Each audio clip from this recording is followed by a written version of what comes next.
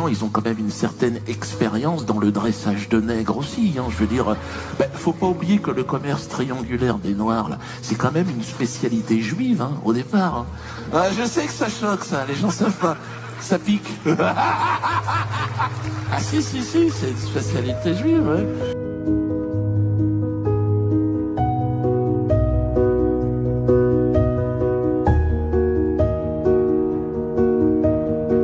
Bref, le rôle de certains commerçants juifs dans la traite des Noirs. Voilà un sujet extrêmement tabou. Hein. Là, tu as vite fait de te faire traiter d'antisémite. Ah, je rigole parce qu'à mon niveau, bon, ça n'a plus aucune incidence, bien sûr. Je commence même à prendre un peu de plaisir. Mais non, mais je veux éviter les problèmes avec le Conseil d'État, mais il faut dire la vérité. Je veux dire, c'est une réalité historique. Le rôle des Juifs... Hein, et on peut pas en parler. Alors, je comprends bien que ça tranche avec l'image qu'on nous a inculquée à l'école, à la télé, tu sais, du juif éternelle victime en pyjama, à qui on a chouré un Picasso. Bon, non mais je compatis, moi. Mais il y a aussi un paquet d'ordures dans cette communauté, on doit pouvoir en parler, putain. Non mais comme dans toutes les communautés, attention, hein, comme dans toutes les communautés. Hein. Voilà, on doit pouvoir en parler. Comme dans toutes les communautés, hein, pas plus, pas moins. Enfin, bon, peut-être un petit peu... Bon, et non.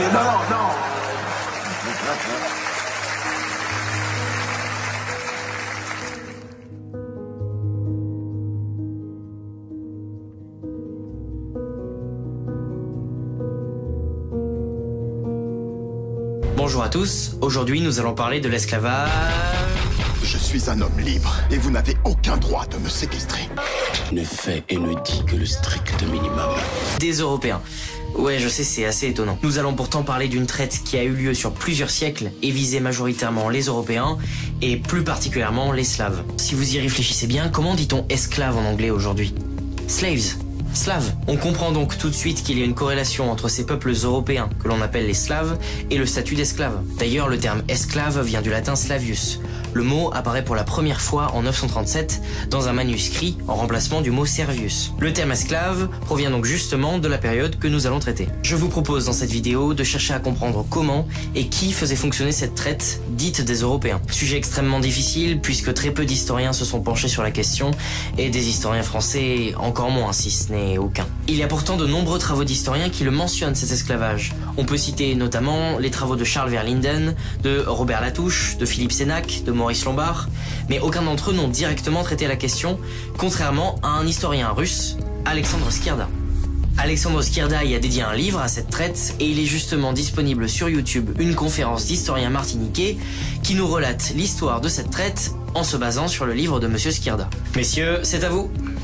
On appelait Slaves même des gens qui venaient d'Islande, mais les Slaves c'était des gens d'Europe centrale, à telle enseigne qu'à partir du 9e siècle, il y a eu une identité entre le rôle d'esclave et le nom de ces peuples-là. Il s'étend, cet esclavage, du 8e au 19e siècle. Ça veut dire pratiquement 1000 ans. C'est un phénomène qui a aussi résisté au grand changement, à l'arrivée de Christophe Colomb en Amérique, par exemple, qui a résisté à la Révolution française, avec toutes les idées nouvelles de droits de l'homme que ça apportait. D'ailleurs, la Révolution française a des rapports ambigus avec l'esclavage. L'espace aussi, sur lequel il s'étend, est assez vaste. Il s'étend sur 3 grands espaces, on va dire, de l'époque, 3 mondes, 3 ères de civilisation. C'est d'abord l'Europe occidentale, qu'on appelle aussi l'Occident chrétien. L'Europe orientale, 3e espace concerné par cet esclavage des Blancs, c'est le monde arabo-musulman, toute l'Afrique du Nord, pour aller jusqu'à l'actuel Moyen-Orient. Bon, comme ça, le cadre spatio-temporel est posé, nous n'avons plus qu'à l'approfondir. Avant toute chose, définissons tout d'abord la notion de traite. Pourquoi peut-on parler de traite des Européens? Ce que l'on appelle traite peut sous-entendre plusieurs formes d'exploitation envers un groupe d'êtres humains. La prostitution, l'esclavage et le travail forcé. Dans notre cas, il est question de la mise en esclavage répétée et à grande échelle d'une partie de l'Europe, les peuples slaves, durant une longue période. Les moyens mis en œuvre pour récupérer cette marchandise humaine changeront au cours des siècles, mais le résultat sera bel et bien le trafic d'Européens à destination du monde arabo-musulman dans un premier temps et qui deviendra l'Empire ottoman à la fin du XIIIe siècle. Bon, étudions maintenant les principales routes qui organisaient le commerce et qui étaient par conséquent empruntées par les marchands et leurs esclaves. 6 zones, en partie interconnectées par la traite, peuvent être distinguées. La première s'étend de Bristol à Verdun et Paris, avec une liaison vers Arles.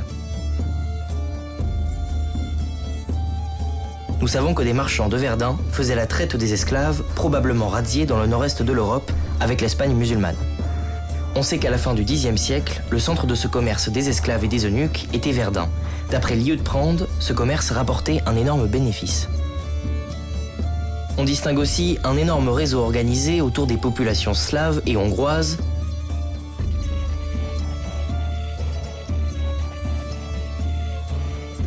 la région entre la Volga et la Caspienne,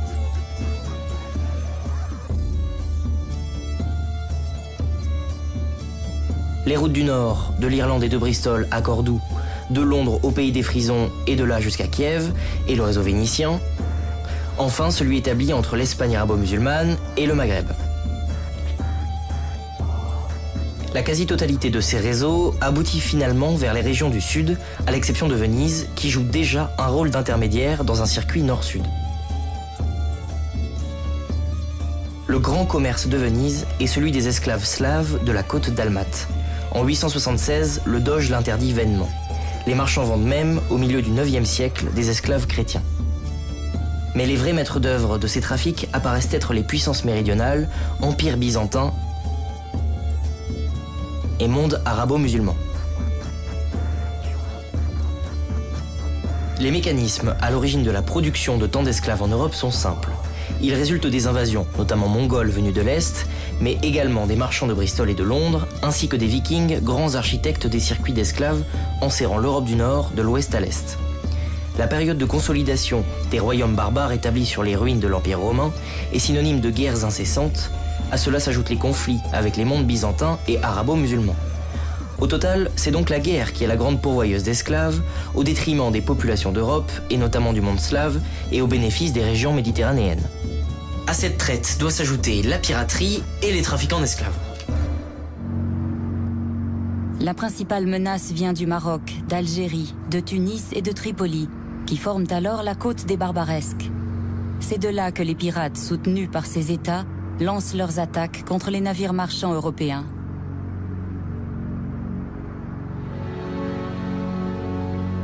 Durant 3 siècles, 1 million d'Européens vont être vendus comme esclaves en Afrique du Nord. C'est aujourd'hui une page oubliée de l'histoire. Beaucoup meurent en captivité, comme galériens ou domestiques. Seuls quelques-uns parviennent à rentrer chez eux, comme Harkolufs. Leur récit nous ouvre une fenêtre sur leur vécu et sur la culture barbaresque. Donc en gros, nous avons une traite qui dure du 8e au 18e siècle et qui est le résultat de la guerre, de la piraterie et du commerce entre monde occidental et monde musulman. L'Occident, pour compenser et tenter de relancer le commerce, a usé d'une marchandise qui ne nécessite pas de production particulière, la marchandise humaine. Au Moyen-Âge, l'Europe occidentale expédie des esclaves en place d'or et d'argent. Fernand Braudel. Délaissant momentanément l'or, les textiles, les épices ou les aromates, peut-être conviendrait-il de revenir à la question chère à Verlinden, à savoir les esclaves et leurs négoces, ce bétail à visage humain, comme écrivait Pierre Bonassi. Les sources arabes, grecques et latines les signalent partout, y compris les sources juives. Philippe Sénac. Mais qui exactement était au cœur du circuit? Au départ, cette traite était organisée par des marchands syriens ou égyptiens que l'on appelait les Syries. Ces Syries vivaient dans l'actuelle Palestine. Ils seront chassés et remplacés par ce que l'on appelle les Radanites. Les Radanites étaient des commerçants juifs. Radanite en persan signifie celui qui connaît les routes, et ici plus particulièrement les routes organisant la traite. Les Radanites étaient les garants des liaisons commerciales du monde musulman et l'hébreu devient vite une des langues principales du commerce international. Donc on a vu quel était l'objet, on a vu quels étaient les rabatteurs, on a vu quels étaient les clients. Mais il y avait des grands organisateurs, il y avait des logisticiens, il y avait des banquiers. Et ces organisateurs, ces logisticiens, ces banquiers étaient fréquemment des marchands israélites de Hollande. Alors, famille Ayotte, à la Martinique, des Béquets, une des familles les plus riches de France, encore aujourd'hui. Ouais. Béquets, ça veut dire descendants d'esclavagistes. Ils se reproduisent entre eux jusqu'à aujourd'hui. Et, ouais. Alors, au départ, la famille Ayotte, au départ... Non, je n'ai pas peur de dire. Au départ, c'est un juif hollandais qui est arrivé à la Martinique à la fin du XVIIe siècle. Juif, ouais. J'y peux rien. Non, mais j'aurais préféré qu'il soit chrétien ou musulman pour ne pas avoir de problème avec Manuel Valls. Mais il est juif, donc on doit le dire. Il est ah ouais, par contre, il est juif. Même les juifs entre eux, ils disent... il est trop juif.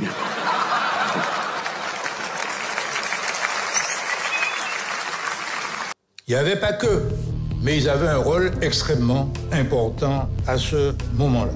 Ces marchands juifs qui parcouraient le monde, et la diaspora permettait d'avoir un réseau, on les appelait des radanites. C'est un mot qui a disparu. Les varegs pour les vikings rabatteurs, les radanites pour les juifs marchands. À l'époque, tout le monde connaissait ces mots-là. Il faut relever que les marchands juifs ne payaient aucun droit commerciaux. De ce fait, ils devinrent rapidement les élites financières et parfois politiques de l'Empire musulman et de l'Espagne de la Reconquista. Oui, ils ont joué sur tous les tableaux, quoi. Le grand commerce se fait dans l'Empire franc par personnes interposées, les marchands juifs. Robert Latouche. Sous l'influence de l'appel-party des riches métropoles du monde musulman en plein développement, le commerce extérieur de l'Occident barbare a changé de sens et d'acteur.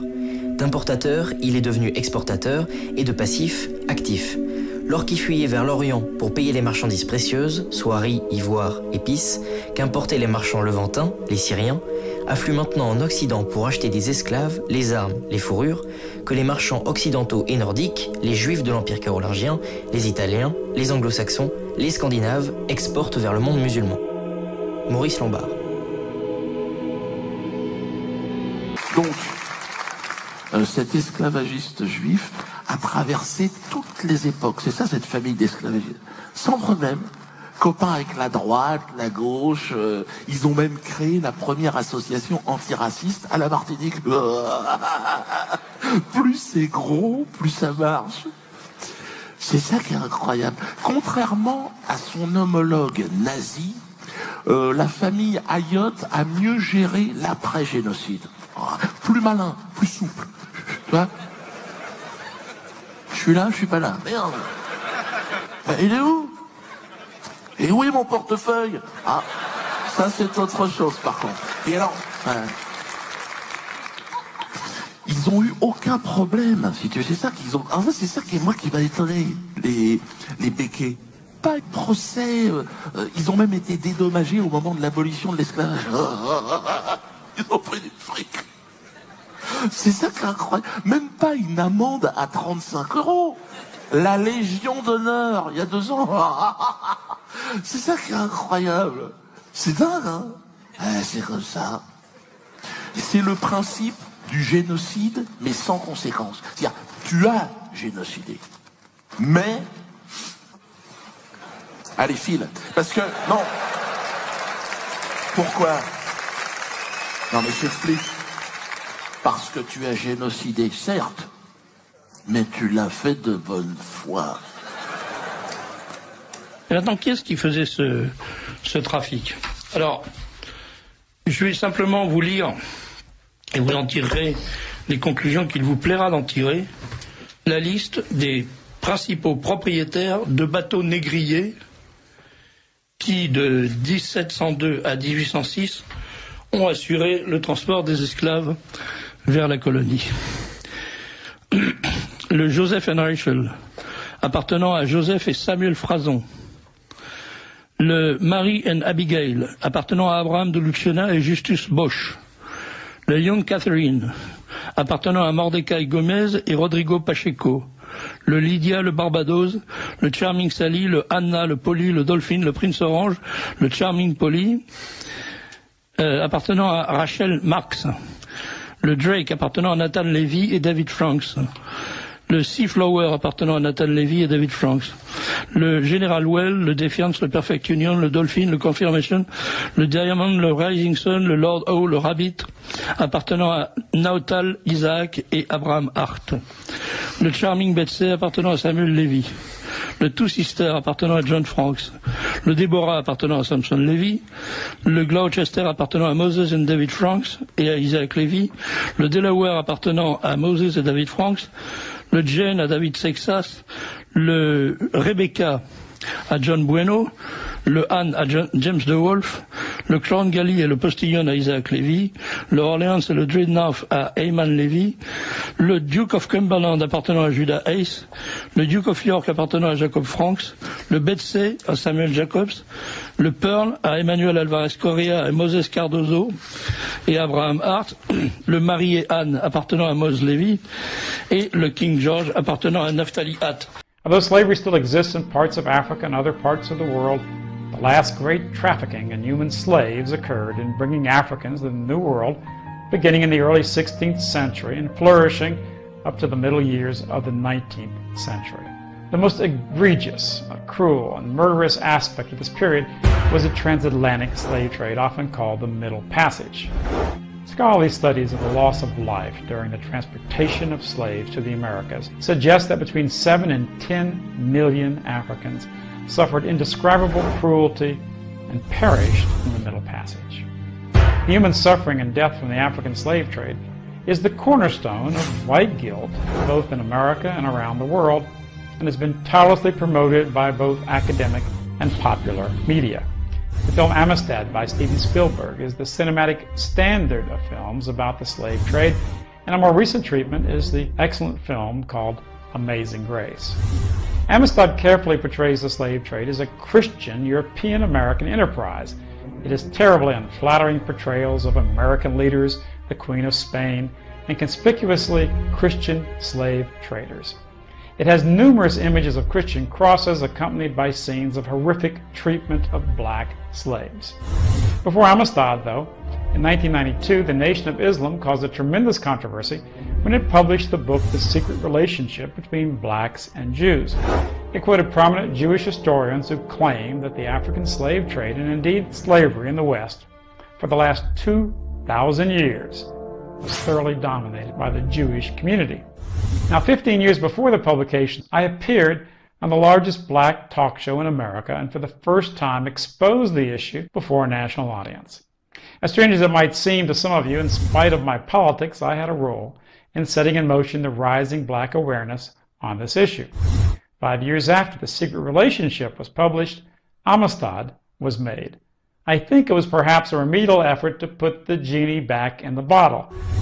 It was set in a thoroughly Christian New England. The actual center of the American slave trade was at Newport, Rhode Island. It is no minor coincidence that Newport had America's oldest synagogue and was home of the largest thriving Jewish community in the New World. Although Spielberg portrayed the horrific slave trade as thoroughly a Christian affair, here are some words of the major Jewish history of the early Americas called New World Jewry. It's by S.B. Liebman and the American Jewish Historical Society. He wrote about those who owned and manned the ships, the perpetrators of this mass human cruelty and murder. Quote, they came with ships carrying African blacks to be sold as slaves. The traffic in slaves was a royal monopoly, and the Jews were often appointed as agents for the crown in their sale. They, the Jews, were the largest ship chandlers in the entire Caribbean region, where the shipping business was mainly a Jewish enterprise. The ships were not only owned by Jews, but were manned by Jewish crews and sailed under the command of Jewish captains. Now here's how I came to discuss the Jewish slave trade on Black Perspectives in the News on PBS. In the late 60s, I became acquainted with a slave trade researcher by the name of Walter White. He wrote a short booklet called Who Brought the Slaves to America? I contacted him and began doing my own research into the slave trade. I've read all the official Jewish histories pertaining to it. I've followed the issue for over 25 years now, scanning official Jewish general histories on the subject, and often those histories were published by Jewish historical societies and groups. These were histories written by Jews for Jews, and here's some direct quotes from the leading Jewish historians writing about the African slave trade. Now remember, you can find all the academic citations in my books, My Awakening and Jewish Supremacism. Prominent Jewish historian Mark Raphael, in his book Jews and Judaism in the United States, a documentary history, wrote, quote, Jewish merchants played a major role in the slave trade. In fact, in all the American colonies, whether French, Martinique, British, or Dutch, Jewish merchants frequently dominated. This was no less true on the North American mainland, where during the 18th century Jews participated in the triangular trade that brought slaves from Africa to the West Indies and there exchanged them for molasses, which in turn was taken to New England and converted into rum for sale in Africa. Isaac da Costa of Charleston in the 1750s, David Franks of Philadelphia in the 1760s, and Aaron Lopez of Newport in the late 1760s and early 1770s dominated Jewish slave trading on the American continent. Jewish historians record old Jewish documents showing how the slave trade was so thoroughly Jewish that slave auctions throughout the Americas had to close on Jewish holidays. Brazil received far more African slaves than North America. A. Witzner, another official of the Jewish Historical Society, in his book Jews in Colonial Brazil, pages 72 and 73, wrote, quote, the buyers who appeared at the auctions were almost always Jews, and because of their lack of competitors, they could buy slaves at low prices. If it happened that the date of such an auction fell on a Jewish holiday, the auction had to be postponed. Studying the Jewish histories of the New World, I began to learn of a carefully recorded Jewish history that you and I are not permitted to know about. I discovered that many centuries before the transatlantic slave trade, that Jews had dominated the slave trade in the entire Western world for the last 2,000 years, even as far back as Roman times. Duncan Wagnall's Jewish Encyclopedia, in Volume 10, page 48, writes, quote, the trade in slavery constituted the main source of livelihood for the Roman Jews. To show you how widespread the Jewish slave trade was and how influential Jews seduced authorities centuries ago, just as they do in modern America and around the world, in A History of the Jews from Babylonian Exile to the End of World War II, published by the Jewish Publication Society of America, the author writes, quote, the Jews were among the most important slave dealers in European society. And here's a quote from the famous Jewish historian Jacob Marcus in the Encyclopedia Britannica. He matter-of-factly talks about the Jewish control of commerce in the Middle Ages. Quote, in the Dark Ages, the commerce of Western Europe was largely in his hand, in particular, the slave trade. Not only were Jews the principal slave traders, they had markedly higher per capita holdings of slaves than did non-Jews. Jacob Marcus wrote in the United States Jewry, 1776-1985, page 586, quote, all through the 18th century into the early 19th, Jews in the North were to own black servants. In 1820, over 75% of the Jewish families in Charleston, Richmond, and Savannah owned slaves. Almost 40% of all Jewish householders in the United States owned one slave or more. The actual fact is that even in the South, less than 5% of white people owned slaves. Less than 2% of whites owned slaves in all of pre-Civil War America, while 40% of Jewish householders owned slaves. Now notice how only guilt is ascribed for white people in slavery, even though Jews were 2,000% more likely to own black slaves than was any white Gentile person. I broached some of these facts on Black Perspectives in the News. The host was fascinated. And the underlying question is why there is a collective white guilt assigned for the slave trade, but no collective Jewish guilt. Why are black Americans or white Americans not allowed to know who the primary slave traders were? The Anti-Defamation League and other Jewish organizations discovered that I had documented the dominant Jewish role in the American slave trade, and they were desperate to prevent this historical truth from reaching a wide audience. Jewish leaders, Saul Rosen, Harry Bass, Peter Munchik, filed an injunction in a common pleas court in Philadelphia asking the judge to block the program. The Jewish judge, Stanley Greenberg, then ordered that the program not be aired unless he approved it. I will never forget when as a young boy, I watched a thoroughly Jewish movie called The Ten Commandments, starring a handsome Gentile icon, Charlton Heston, playing Moses. Now Moses stands up and condemns the Pharaoh for slavery. Here's a quick clip. It would take more than a man to lead the slaves from bondage. It would take a god. But if I could free them, I would. What has turned you against me? What evil has done this to you? The evil that men should turn their brothers into beasts of burden, to slave and suffer in dumb anguish, to be stripped of spirit and hope and faith only because they are of another race, another creed. While Jewish Hollywood portrayed the Jews as fighting against the concept of human slavery and for freedom and human dignity, it just didn't happen to mention the fact that the Hebrews, while still in Egypt, according to the book of Exodus, had slaves too.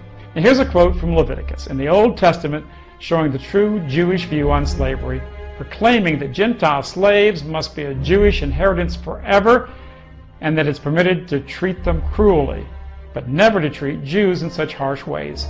As for your male and female slaves whom you may have, you may buy male and female slaves from among the nations that are round about you. You may bequeath them to your sons after you to inherit as a possession forever. You may make slaves of them, but over your own brethren, the people of Israel, you shall not rule one over another with harshness. For simply quoting that verse from the Bible, my friend Sam Francis lost his job as an editorial writer in the Washington Times. Thank God that with the coming of Jesus, the Word of God, at least for Christians, became one of love and kindness. Only problem is that organized Jewry rejected and hated Jesus and the love and reconciliation that he taught. The practice and the edicts of Leviticus continued on down through the years until the slave trade was outlawed by Europeans in the 19th century. Newsweek and Time did stories about the Amistad movie and matter-of-factly stated that myths about Jewish control of the slave trade are simply just that, an anti-Semitic canard. Unfortunately, most of Newsweek's readers were not told what prominent Jewish historians themselves wrote about the matter before it became an embarrassing issue. Ironic, isn't it? Before it became a shameful issue, Jewish historians were bragging of their control of the lucrative slave trade in their own histories for their own people. But when it became an embarrassment, after people like me exposed it, now they say, oh, this is just anti-Semitism. While whites are immersed in collective guilt for black slavery by the Jewish-controlled media, that same media parcels out not one iota of collective Jewish guilt for the horrific transatlantic slave trade that constituted a true Holocaust that exceeded the most liberal estimates of the Jewish lives lost in the Second World War. It's also important to note that slavery existed on the African continent from the beginning of time. It is true that many whites, as well as many African blacks, engaged in the slave trade, and that's a scar on the history of both our peoples. But it's also true that it was the European people themselves who ended not only the slavery and slave trade of blacks by whites and Jews, but also stopped most of the slavery existing among African blacks. The British and American Gentiles who courageously fought to end slavery and the slave trade, they had to go against Jewish financial power and political influence which fought tooth and nail to preserve the nefarious enterprise in human flesh and suffering. It should be a badge of honor on Europeans in both England and America that they moved to outlaw the slave trade in spite of Jewish pressure and power. Blacks suffered for almost 300 years of Jewish-dominated slave trading, and tens of millions of European whites and others have suffered greatly for at least 2,000 years. The Jewish-dominated media from Hollywood to New York continue to wash the nation and the world with white guilt for slavery, while washing away any collective guilt of the people who hold the world's records for the slave trade since at least the time of the Romans. Now, why do they seek to instill guilt in our people, you might ask? The answer is clearly that the Jewish tribe sought to replace the ruling class of America and other European nations with their own people, and they understood that anything they could do to introduce guilt or shame upon their enemies, anything that would lessen their enemies' sense of loyalty and love of their own heritage, would weaken their resistance to Jewish power. And of course, the Jewish supremacists, they succeeded in replacing the old ruling class. They're the new ruling class of America, of Britain, of France, and Europe. Through their Fed and World Bank and IMF and globalist media and their political bribery in groups such as AIPAC and others, they've become more powerful than their wildest dreams. European peoples engaged in slavery, as have all other peoples on earth, but we should understand that at times tens of millions of our own became victimized by slavery. But Europeans are saddled by the Jewish media and unique guilt and self-hate for slavery, when the truth is that Europeans, at least, not only acted to end slavery in their own nations, but fought to eradicate it all over the earth. In sharp contrast to this, the people who have been the biggest champions of this repugnant trade in human suffering for the last 2,000 years, and who have fought tooth and nail to preserve it, don't have a trace of guilt. Not a trace of guilt is permitted. They must always appear as victims and never perpetrators. But times have changed. You've experienced only the tip of the iceberg of the Jewish domination of many kinds of human exploitation. I could talk about the modern white slave trade and millions of Eastern European women enslaved by these people. And it's by the same old tribal malevolence. So you see, it's not just the Palestinians who face the evils of Jewish supremacism. I talk about these issues not because I hate or want to harm Jews. I oppose human exploitation or suppression or hatred against anyone. Among the Jewish people, there are decent people, and it's time for them to end this hypocrisy, to clean up their act. Too long has the Jewish establishment of power sheltered and facilitated the worst violators of human exploitation. Modern Israel is the modern expression of the types of human oppressions and exploitation, torture, murder, and ethnic cleansing practiced in their history of the slave trade.